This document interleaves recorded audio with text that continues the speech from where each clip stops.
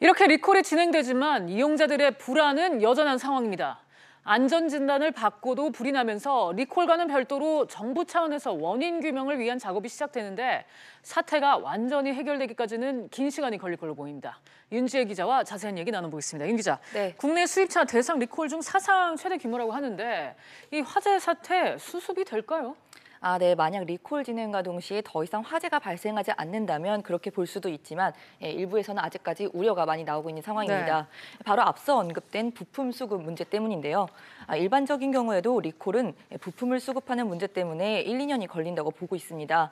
더욱이 이번에는 전례 없는 사상 최대 규모 리콜이다 보니까 일괄적으로 부품 교체가 이루어질 수 있을까 이것에 대한 우려가 있습니다.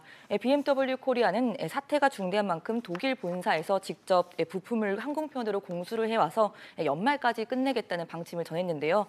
하지만 벌써부터 차주들 사이에서는 리콜을 받기로 한 예약이 미뤄졌다거나 내년에야 리콜 예약이 가능할 것이라는 불만이 나오고 있습니다. 그렇군요.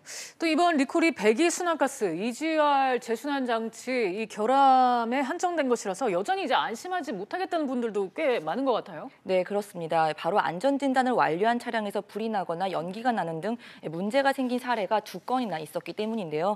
지난 4일 전남 목포에서 BMW 차량이 주행 중 엔진 부위에 불이 났는데 불이 나기 사흘 전에 안전점검을 받은 상태였습니다.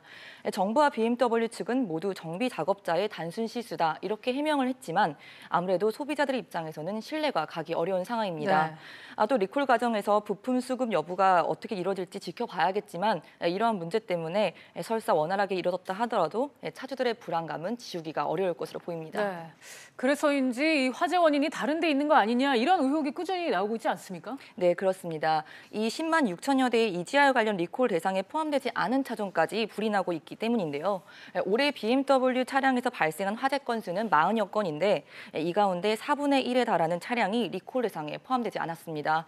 이에 따라 피해자들은 BMW 코리아가 밝힌 이런 화재 원인과 해명을 믿지 못하겠다면서 임직원들을 경찰에 고소했습니다.